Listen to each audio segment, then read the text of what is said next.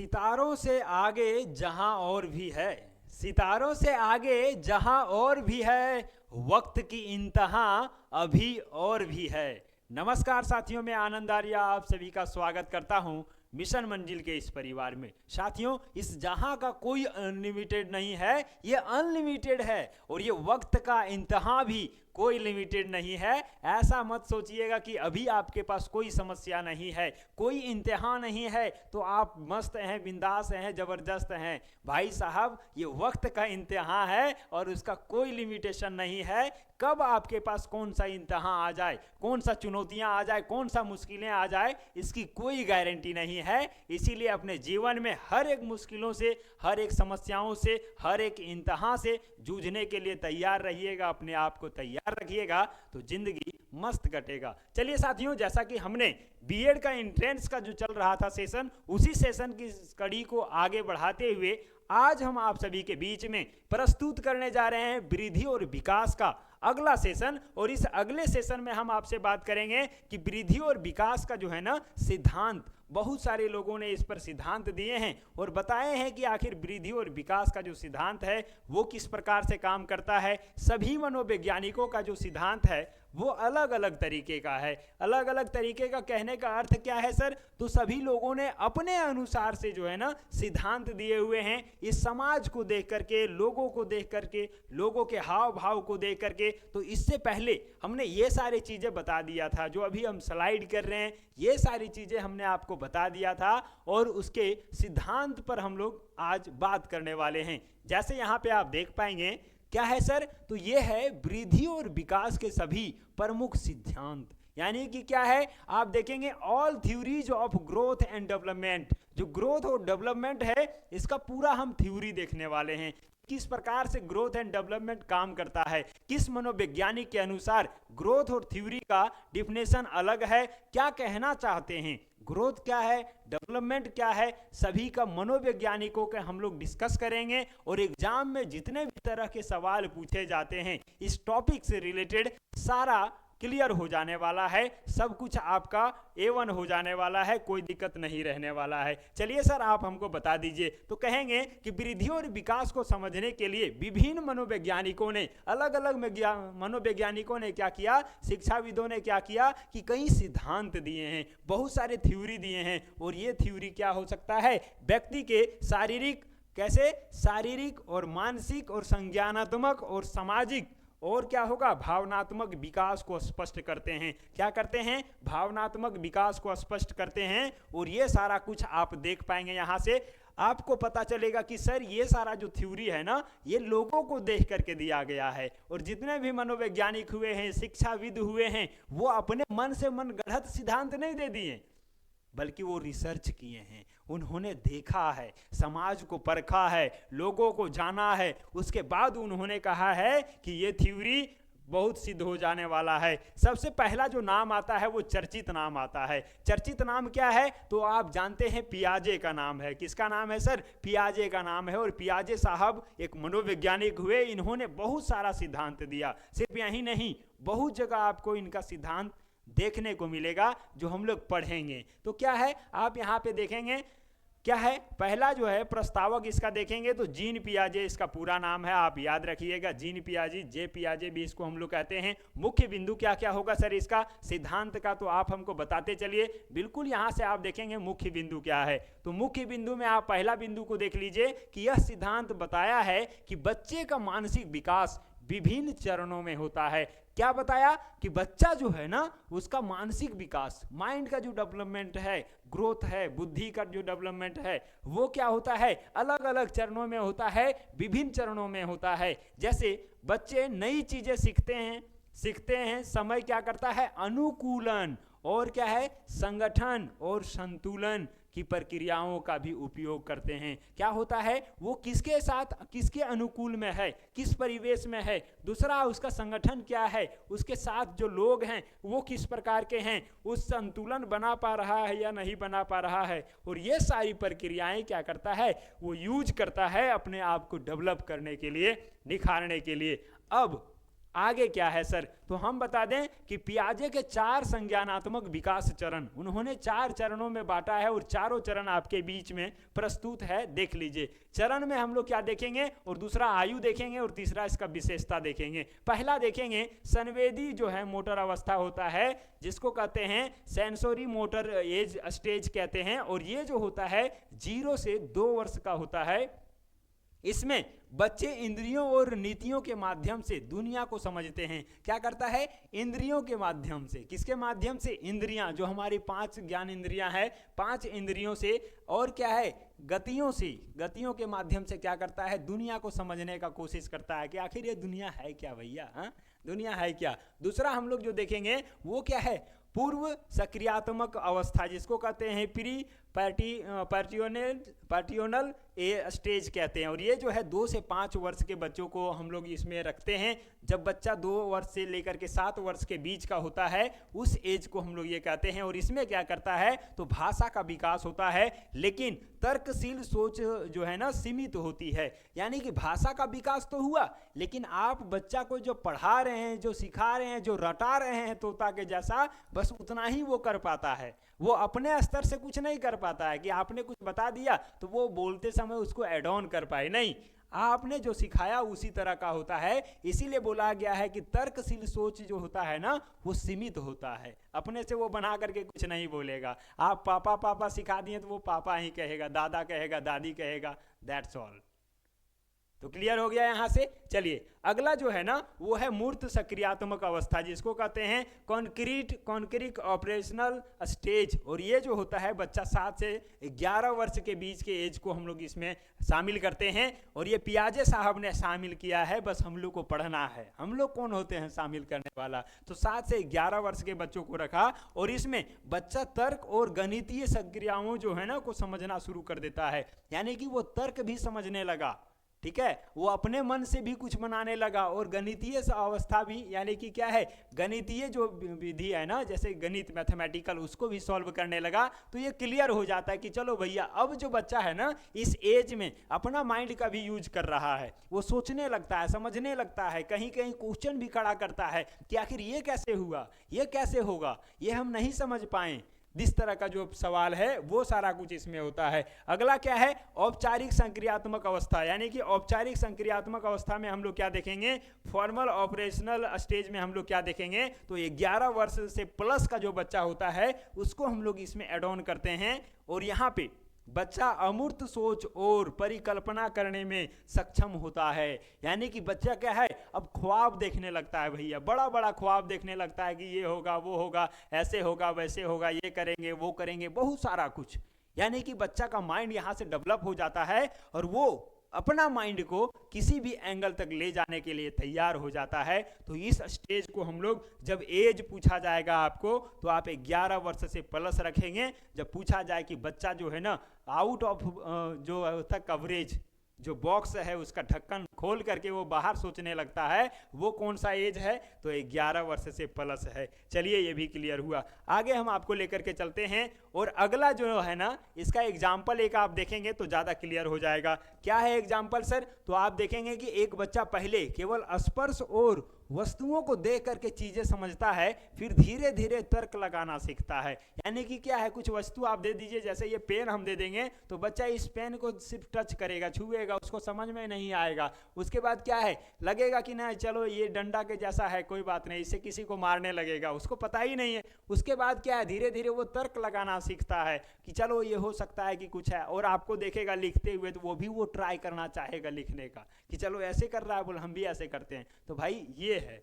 आगे हम देखते हैं, आगे क्या है सर? तो वाइगोत्स्की का जो है ना, वाइगोत्स्की का सामाजिक सांस्कृतिक जो विकास का सिद्धांत है वो आपको देखना है। और इसमें भी क्या है, तो ये थोड़ा सा कम इंपॉर्टेंट है, लेकिन आप देख लेंगे तो क्या है, ये इनका जो नाम था वो लेव वाइगोत्स्की था, ये आप ध्यान रखिएगा, ज़्यादा नाम से मतलब नहीं रहता है। इसमें आपको ध्यान रखना है कि कौन कौन सा स्टेज आएगा और क्या क्या मुख्य बिंदु है, वो आप ध्यान में रख लेंगे। पहली बात है कि बच्चों का विकास सामाजिक संपर्क जो होता है, सोशल इंटरेक्शन और सांस्कृतिक परिवेश पर निर्भर करता है। यानी कि सीधे से अर्थों में इन्होंने कहा कि बच्चा का विकास जो है ना वो सामाजिक संपर्क यानी कि समाज का संपर्क किस प्रकार का है, किस परिवेश में बच्चा पढ़ रहा है, किस परिवेश में बच्चा पला है बढ़ा है, कैसा उसका पूरा परिवेश रहा है, उसी के अनुसार उसका जो है ना डिपेंड करता है कि किस प्रकार से डेवलप हुआ है। दूसरी बात क्या है, सांस्कृतिक परिवेश किस संस्कृति में रहा है। कहते हैं ना कि उसका जो है ना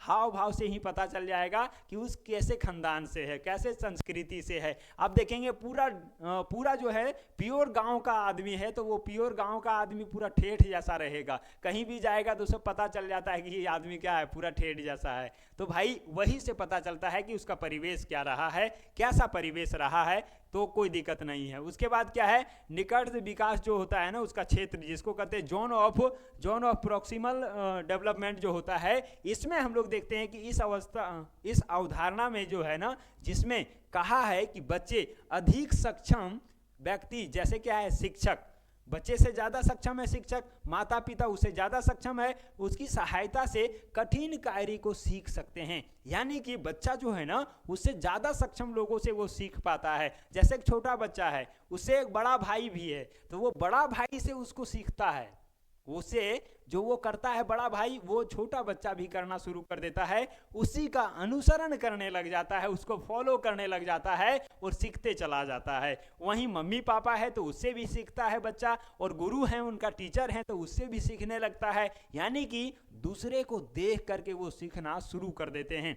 ज़्यादा तो अपना बड़ भाई और बड़ बहन से सीखता है। आप देखे होंगे गांव स्तर में जिसका बड़ा भाई और बड़ा बहन नहीं है वो कहेगा अरे मेरा कोई नहीं था सिखाने वाला, हम तो सब अपना ज़िंदगी में अपने करके सीखे हुए हैं। तो भाई साहब कोई नहीं है, फिर भी आप सीखना चाहें तो बढ़िया से सीख सकते हैं, ऐसा नहीं है। और बहुत सारे लोगों का भाई बहन तो बड़ा होता है लेकिन वो उससे कुछ नहीं सीखता है, अपने दम से सीखता है, ये भी हो सकता है। तो यहाँ पे इन्होंने कहा कि अपने जो हैं कोई गाइडर हैं तो उनसे भी सीख सकते हैं। अगला क्या है, तो आप देखेंगे स्केप फोल्डिंग यदि आप देखेंगे तो यहाँ से आपको पता चलेगा इस प्रक्रिया में क्या है, शिक्षक बच्चों को मार्गदर्शन देते हैं। यानी कि टीचर, आप अभी देखेंगे शहरों में तो होम ट्यूशन का प्रचलन बढ़ गया है। होम ट्यूशन में टीचर घर ही आ रहे हैं और घर में पढ़ा रहे हैं। तो भाई साहब घर आकर के पढ़ा रहे हैं तो बच्चे क्या हैं वहाँ से ज़्यादा कुछ सीख पाते हैं, उस टीचर को ज़्यादा वो कनेक्ट कर पाते हैं क्लास के तुलना में, क्योंकि क्लास में ज़्यादा बच्चे होते हैं और क्लास में ज़्यादा बच्चा होने के कारण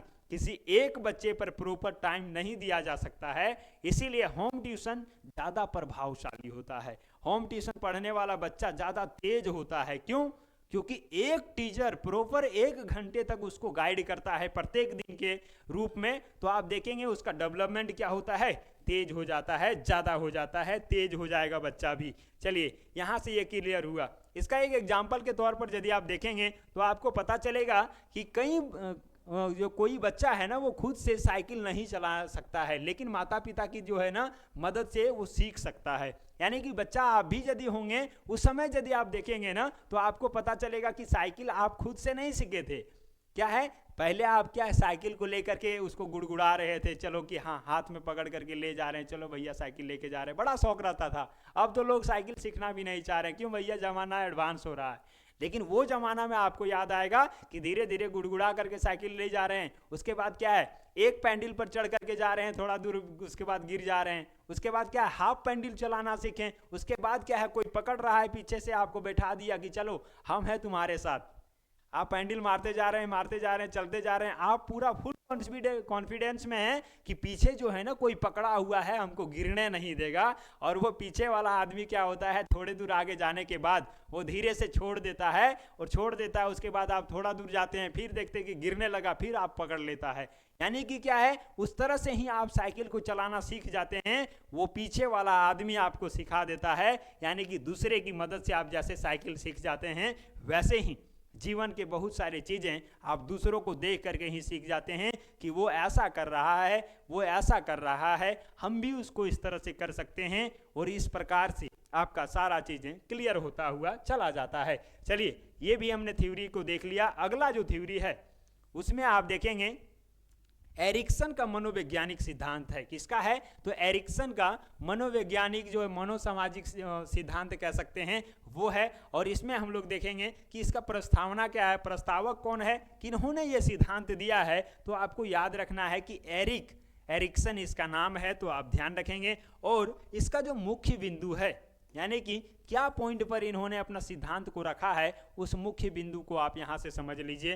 क्या है? तो आप देखेंगे कि जीवन भर 8 चरणों में विकास होता है। इन्होंने क्या कह दिया भैया कि जीवन भर जो है ना, हमारा लाइफ जो है उसमें 8 चरण होते हैं और ये 8 चरणों में विकास को संपन्न हो जाना होता है, विकास कंप्लीट हो जाते हैं। क्या है उसके बारे में भी देखेंगे। और बोल रहा है कि प्रत्येक चरण में व्यक्ति को एक मनोसामाजिक संघर्ष, जिसको कहते हैं क्या कहते हैं, साइको सोशियल कॉन्फ्लिक्ट होता है, उसका सामना करना पड़ता है। यानी कि मनोसामाजिक संघर्ष का सामना करना पड़ता है, जिससे उसका व्यक्तित्व जो है विकसित होता है। यानी कि आप जब तक समस्याओं का सामना नहीं करेंगे ना, तब तक आप उस समस्या को झेलने के लायक भी नहीं बन पाते हैं। यही यहाँ पे भी कहा गया है कि सामाजिक उत्पीड़ना जो होता है उसको सामना करके ही आदमी आगे बढ़ता है। इसका 8 चरण में जो इन्होंने बोला है, ये 8 चरण आपके बीच में हम यहाँ पे प्रस्तुत कर रहे हैं।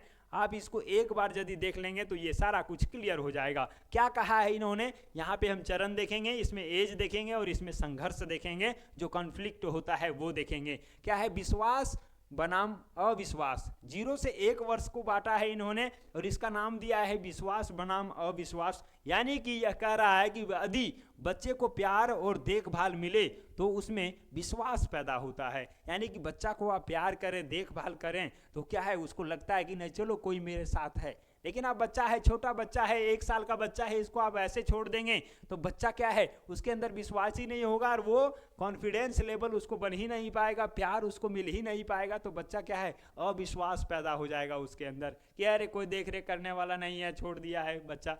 दूसरा क्या है, 1 से 3 वर्ष में बांटा है और ये इसका नाम दिया है स्वायत्तता बनाम संदेह। और इसमें कहा है कि बच्चा स्वतंत्रता सीखता है, यानी कि स्वतंत्र हो जाना चाहता है, वो लगता है कि हम स्वतंत्र हैं, वरना आत्मसंदेह विकसित होता है। यानी कि आप बच्चा को देखेंगे 1 से 3 साल क्या है, पूरा खेलने लगता है, कूदने लगता है, घिसकने लगता है, चलने लगता है। और उस दौरान यदि आप उसको ऐसे ही छोड़ देंगे तो उसको लगता है कि नहीं स्वतंत्र हैं, या फिर आप ऐसे नहीं छोड़ेंगे, डांटते रहेंगे तो उसको लगेगा, संदेह लगेगा, है ना। तो क्लियर हो जाएगा यहाँ से। अब तीसरा जो स्टेज है वो 3 से 6 वर्ष है। तो इसमें उद्यम बनाम क्या है, अपराध बोध। यानी कि बच्चा यहाँ गलती भी करता है, बहुत सारा मिस्टेक करता है, बहुत सारा मार खाता है, मम्मी का पापा का चाटे भी खाता है और दूसरे लोग से भी गालियां सुनता है, लड़ाई करके आता है। क्या है, बच्चा कई चीज़ें करने का प्रयास करता है, वही कई चीज़ें करने के प्रयास में गलती भी होता है, चाटे भी खाता है, गाली गलौज भी सुनता है। तो ये यहाँ पे क्लियर हुआ। अगला स्टेज 6 से 12 वर्ष के बच्चों के लिए है। और 6 से 12 वर्ष के बच्चों के लिए आप देखेंगे उद्योग बनाम हीनता। यानी कि हीनता माने होता है गंदा काम कर देना, खराब काम करना, कहीं चोरी कर लेना, जा करके किसी के घर में पत्थर फेंक देना, किसी के बच्चे को मार देना, है ना। तो ये सारा कुछ इसमें क्या है, बच्चा सीखने में रुचि लेता है, वरना हीनता महसूस करता है। या तो बच्चा सीख लेगा, अच्छा लगेगा कि चलो ठीक है, या तो वो इस तरह का हीनता का काम करेगा और नहीं सीख पाया। दूसरी बात क्या होता है, बच्चा सीख गया तो अति उत्तम, लेकिन नहीं सीख पाया तो उसको लगता है कि पता नहीं हम कमज़ोर हैं क्या, मेरा माइंड तेज नहीं है क्या, और वो उसको लगता है कि भाई पता नहीं हम किस लिए बने हैं, मेरा इतना कमज़ोर होने का रीज़न क्या है। अगला स्टेज 12 से 18 वर्ष के बीच का है। और यहाँ से पहचान बनाम भ्रम। बच्चा क्या चाहता है कि मेरा भी एक पहचान बने, मेरा भी क्या हो, नाम हो, फेम हो। और दूसरे तरफ क्या देखेंगे, भ्रम भी होता है उसको कि अरे 2 आदमी जान रहा है तो ये मेरा भ्रम है, हो सकता है उससे कोई ये फायदा नहीं है। तो यहाँ से ये 12 से 18 वर्ष का होता है। किशोर अपनी पहचान खोजते हैं। किशोर क्या करते हैं, अपनी पहचान खोजने लगता है कि चलो हमें कहीं से पहचान मिल जाए। नेक्स्ट जो स्टेप है ये 18 से 40 वर्ष के एज के लिए है। और यहाँ से संबंध बनाम एकाकीपन। यानी कि क्या है, अब 18 बरस के बाद का जो आदमी होता है ना, वो संबंध बनाना चाहता है भैया, कि चलो ठीक है, अब किसी से कोई अफेयर हो, कोई चक्कर हो। अब शादी ब्याह भी देखेंगे तो इसी एज में होता है। कब होता है? 18 बरस से लेकर के 40 बरस के बीच में ही शादी ब्याह होता है। अब कोई 40 पार हो गया होगा तो भैया उसका कहानी हम नहीं कर सकते हैं, और कोई 18 बरस से पहले भी शादी ब्याह कर लिया होगा तो उसका भी कहानी नहीं कर सकते हैं। लेकिन 18 से 40 वर्ष के बीच का जो होता है ना, वही होता है संबंध बनाने का एज, और वही लोग संबंध बनाता है। और नहीं तो एकाकीपन यानी कि अकेले, एलोननेस जिसको कहते हैं, अकेलापन में भी जूझता है। कोई सन्यासी भी बन जाता है, कोई IT बाबा भी बन जाता है, तो कुछ भी नहीं कहा जा सकता है। लेकिन यही उम्र में होता है भैया, एज को याद रखिएगा, 18 से 40 बरस। इसमें व्यक्ति रिश्ते बनाता है या फिर अकेलापन महसूस करता है। क्लियर हो गया ना? क्या है? या तो आप रिश्ता बनाएंगे, किसी से संबंध है, किसी से अफेयर होगा, किसी से लव होगा, किसी से शादी रचा लेंगे, ये सारा कुछ जो होगा वो इस एज में होगा। या फिर आप चाहें तो अकेला यानी कि साधु बाबा बन जाएंगे, आप सन्यासी बन जाएंगे, तो ये भी क्या है, इसी एज में होता है। आप ध्यान रखेंगे। चलिए, 40 से 65 वर्ष का जो एज होता है उसके बारे में यहाँ कहा गया। और क्या है? उत्पादकता बनाम क्या होगा? स्थिरता, यानी कि व्यक्ति समाज में योगदान देता है या फिर ठहराव महसूस करता है। इस एज में आप 40 से 65 वर्ष में क्या है, लोग चाहते हैं कि अब हम क्या करें, समाज के लिए कुछ कर लें भैया। ऐसा ना हो कि कभी भी हम लुढ़क जाएंगे, मर जाएंगे, मिट जाएंगे, तो कुछ कर लेते हैं समाज के लिए। और वो करने का चाहता है और समाज में कुछ योगदान भी देता है। चलो सेवा कर दिए, चलो मंदिर बना दिए, चलो कुछ ऐसा कर दिए जिससे लोगों को भला हो जाएगा। तो ये काम कब होगा? तो 40 वर्ष से लेकर के 65 वर्ष के लोग इस तरह के काम करते हैं। और अगला जो है, सबसे अंतिम जो चरण है, वो है समग्रता बनाम क्या है, निराशा।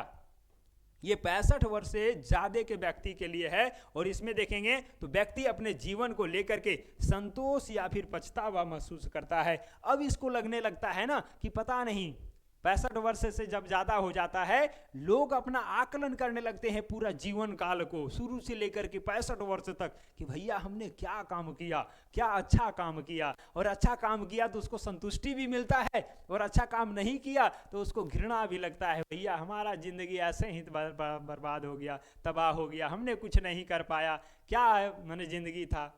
तो इस प्रकार का। और आपने यदि अच्छा काम किया है तो आपको गर्व भी महसूस होता है कि हमने इतना सारा अचीवमेंट किया है, इतना सारा परिवर्तन किया है, इतना समाज का सेवा किया है। तो दोनों जो चीज़ें हैं ना, या तो संतोष होगा या तो आप क्या करेंगे, पछतावा महसूस करेंगे। वो उम्र क्या होगा, 65 वर्ष से प्लस का उम्र होगा। और उसके बाद आप कुछ करने के लायक भी नहीं रह जाते हैं। तो भैया 65 वर्ष के बाद पछताने से अच्छा है आप अभी से ही कुछ करिए, कुछ बेहतर करिए, अपना पहचान बनाइए, समाज के लिए कुछ करिए, समाज में परिवर्तन लाइए, समाज को बदलने का काम करिए, ताकि 65 वर्ष के बाद आपको संतोष हो, सेटिस्फैक्शन मिले कि हमने कुछ किया है, हमने कुछ उखाड़ा है, हमने कुछ बदलाव किया है। ऐसा ना हो कि पछतावा हो, भैया 65 वर्ष बीत गया और हमने कुछ नहीं किया समाज के लिए, ना अपने लिए, ना घर परिवार के लिए। तो ऐसा ना हो, इसीलिए आज से मेहनत करिए, आज से कुछ बेहतर करिए, ज़्यादा अच्छा रहेगा।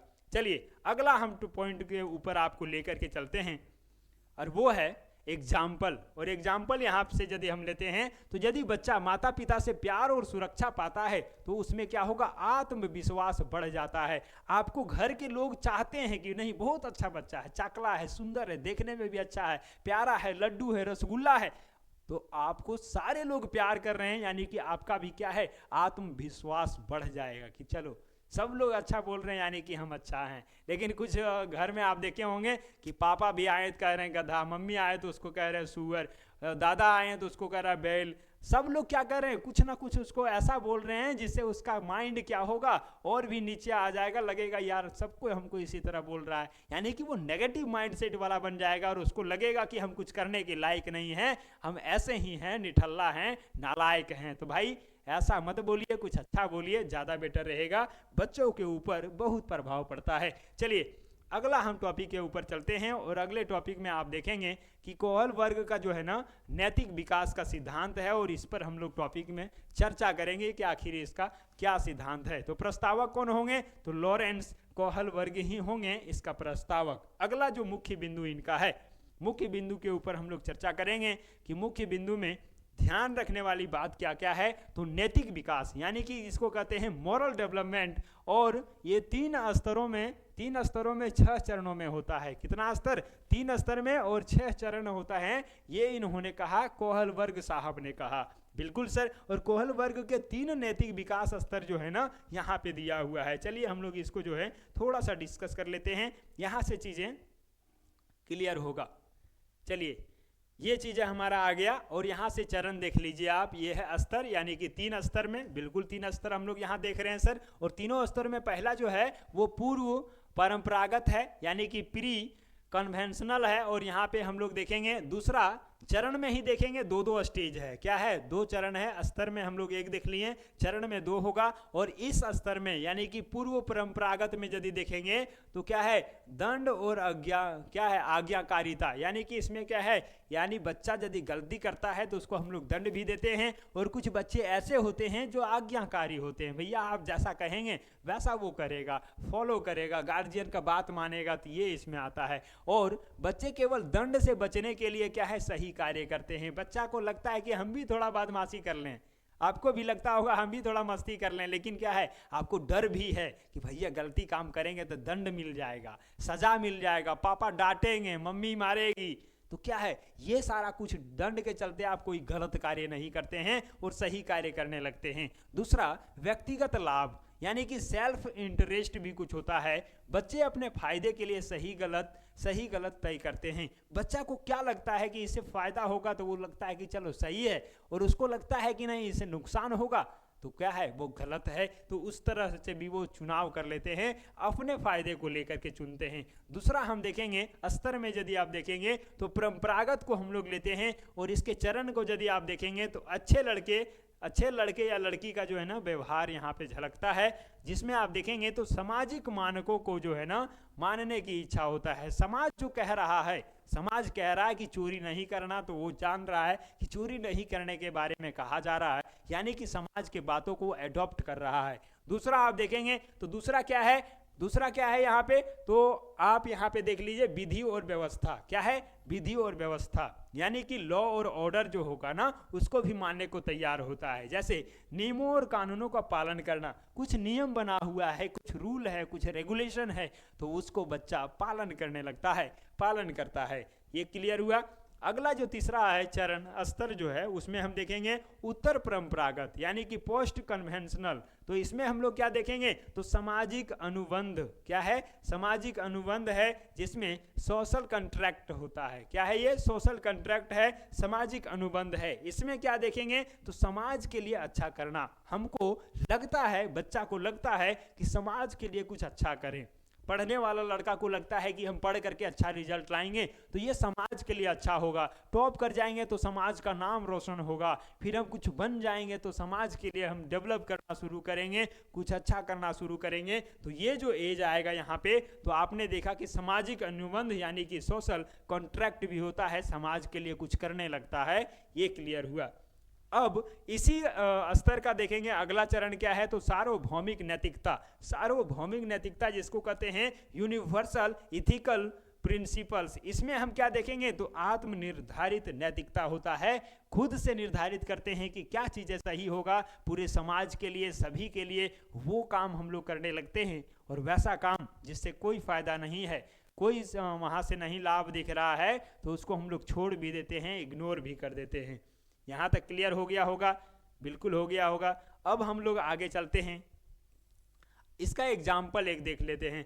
जैसे आप एग्जाम्पल यदि लेते हैं तो एक बच्चा केवल इसलिए झूठ नहीं बोलता है क्योंकि उसे सजा मिलेगी, लेकिन एक बड़ा व्यक्ति इसीलिए सच बोलता है क्योंकि यह सही है। यानी कि सीधे से अर्थों में देख लेंगे तो बच्चा झूठ नहीं बोलता है, इसका ईमानदारी नहीं है, बल्कि वो जान रहा है कि हम गलती करेंगे या झूठ बोलेंगे तो हमको मार मिलेगा, डांट मिलेगा, दंड मिलेगा, इसीलिए वो गलती नहीं करता है। बच्चा तो चाहता है, हर बच्चा चाहता है कि भाई हम गलती करें, कुछ शरारती करें, कुछ मौज करें, मस्ती करें, कुछ तोड़ फोड़ करें, कुछ टहल पहल करें, लेकिन वो जान रहा है कि ये सब हम काम करेंगे तो हमको डांट सुनने को मिलेगा, मार मिलेगा हमको। क्लास में भी बदमाशी करना चाहता है लेकिन वो नहीं करता है, क्यों?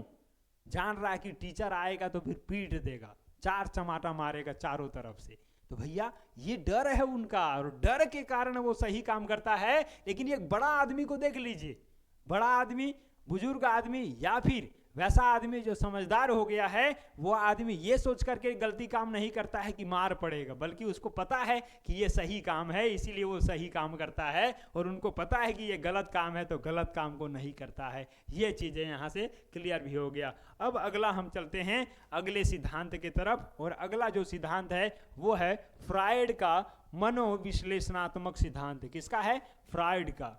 ठीक है, तो यहां से ध्यान रखेंगे प्रस्तावक कौन हो जाएंगे, तो इसका नाम है सिगमंड फ्रायड। इसका नाम याद रखेंगे, सिगमंड फ्रायड है। और इसका मुख्य बिंदु क्या क्या है, तो मुख्य बिंदु के बारे में हम चर्चा करते हैं, और मुख्य बिंदु के बाद इसका हम सिद्धांत को जानने का प्रयास करेंगे कि इन्होंने क्या कहा है। तो मुख्य बिंदु देख लीजिए, व्यक्तित्व 3 घटकों से मिलकर के बनता है। क्या बताया इन्होंने? जो व्यक्तित्व है, पर्सनालिटी है, वो 3 घटक से मिलकर के बनते हैं। भैया इनका सिद्धांत है। और ये क्या कहें? आईडी कहें और ईगो कहें, और क्या है, और क्या है, सुपर गोल कहें हैं। 3 चीज क्या है? आईडी है, ईगो है और सुपर गोल है। और इन्हीं तीनों चीजों से व्यक्तित्व बनता है।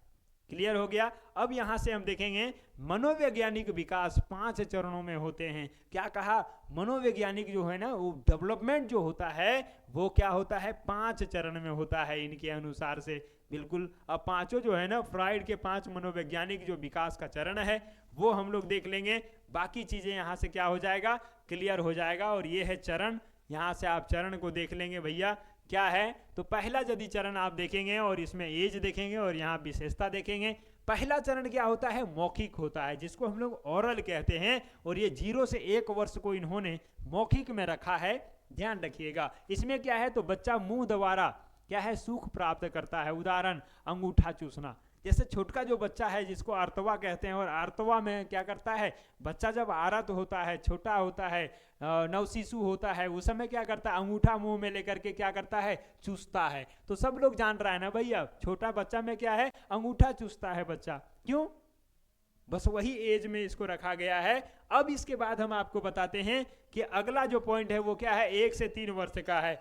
अगला जो पॉइंट है वो क्या है? 1 से 3 वर्ष का रखा गया है आयु। और इसमें क्या है? गुदा यानी कि एनल है, और यहाँ के स्वच्छता और नियंत्रण सीखता है। क्या सीख रहा है बच्चा? कि स्वच्छ कैसे रहें, नियंत्रण कैसे करें। जैसे आप देखते हैं कि बच्चा है, यदि छोटा बच्चा है, वो किसी से नहीं पूछता है। जब उसको टॉयलेट लगता है टॉयलेट कर देता है, जब उसको लेटरिन लगता है लेटरिन कर देता है। लेकिन जैसे ही बच्चा 1 साल से 3 साल के एज में आता है, वो कहता है, वो इशारा करता है, वो बताता है कि नहीं ये है। तो यहाँ पे क्या देखें, स्वच्छता और स्वच्छता पर जो है ना वो नियंत्रण सीख लेता है कि भैया कैसे क्या करना है, नहीं करना है। तो ये चीजें हुआ समझदारी की बात। अगला स्टेज क्या है सर? तो 3 से 6 वर्ष का स्टेज है, और इसमें ये लैंगिक स्टेज होता है। क्या होता है? लैंगिक होता है। और यहाँ पे आप देखेंगे तो आपको पता चलेगा कि लिंग पहचान विकसित होती है। यानी कि बच्चा को लगता है कि हम लड़का हैं, लड़की को लगता है कि हम लड़की हैं, यानी कि वो खुद को पहचानता है। उनको बताया भी जाता है कि नहीं आप एक लड़का हैं, आप एक लड़की हैं, और वो पहचान कर लेता है कि इस प्रकार के व्यक्ति जो रहेंगे वो लड़के रहेंगे, और ऐसे यदि रहे तो लड़की रहे। इनको पहचान करना भी आसान हो जाता है 3 से 6 वर्ष में। अगला निष्क्रिय को आप देखेंगे तो यहाँ से क्या है, 6 से 12 वर्ष के एज को इसमें रखा गया है। और यह सामाजिक और बौद्धिक कौशल विकसित होता है। इसमें क्या होगा? सामाजिक और फिर बौद्धिक कौशल जो है ना वो विकसित हो जाएगा। तो ये चीजें भी आपका क्लियर हो गया होगा। उसके बाद यौनिकता का आता है, और ये 12 वर्ष से प्लस को यौनिकता में रखा गया है।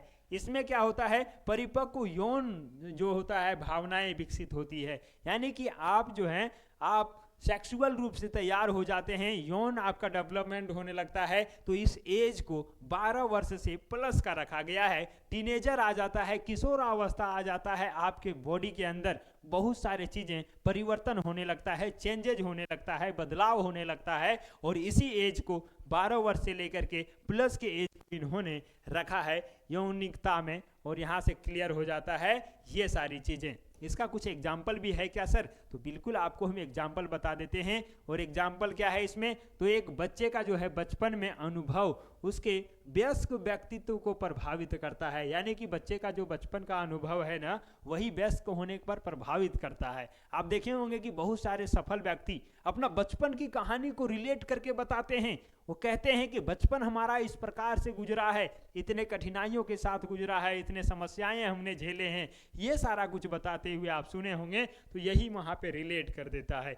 चलिए सर, ये भी क्लियर हो गया। अब हम यहाँ से आपको निष्कर्ष बता देते हैं और इसके बाद आप सारे चीज़ों को कंठस्थ कर लेंगे, क्लियर कर लेंगे। क्या है? विभिन्न सिद्धांत जो आपने अभी तक देखा है, विभिन्न सिद्धांत व्यक्ति के संपूर्ण विकास को समझने में मदद करते हैं। ये जो सिद्धांत हमने देखा, वहां से हमने क्या देखा कि आखिर व्यक्ति जो है ना, उसका विकास किस प्रकार से होता है, किस चरण में होता है, किस एज ग्रुप में होता है, किस प्रकार से होता है। ऑल ओवर डेवलपमेंट के बारे में हमने पढ़ लिया। तो भैया ऑल ओवर डेवलपमेंट के लिए हमने ये सारे सिद्धांतों को देखा है और ये सारे सिद्धांत हमारे लिए काम भी करेगा। आगे हम देखते हैं शिक्षक, माता पिता और शिक्षाविद इन सिद्धांतों का उपयोग बच्चों की सीखने की क्षमता बढ़ाने के लिए कर सकते हैं। यानी कि आप एक यदि टीचर हैं तो आपको भी पता चलना चाहिए कि आखिर बच्चा में विकास किस प्रकार से होता है, किस एज में होता है, किन चरणों में होता है, पता होना चाहिए। माता पिता हैं तो भी आपको पता होना चाहिए।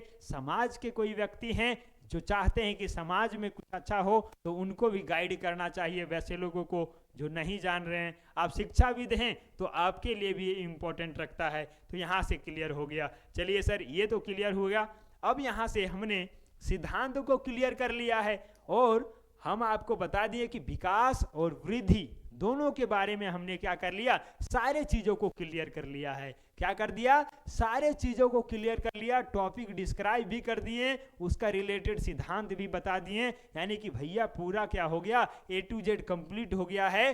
अब जो बारी बचा हुआ है वो MCQ का बारी बचा हुआ है, ऑब्जेक्टिव का बारी बचा हुआ है, जहां से क्वेश्चन पूछे जाते हैं। उस प्रकार के टॉपिक को हम लेकर के आपके बीच में आएंगे और वहां से सब कुछ A to Z क्लियर कर देंगे ताकि आपका कोई डाउट रहे ही नहीं। और जो 40 क्वेश्चन आपके बीच में हम लेकर के आएंगे ना, वो कहीं ना कहीं किसी न किसी एग्जाम में पूछा हुआ क्वेश्चन होगा, इस बात की पूरी गारंटी है।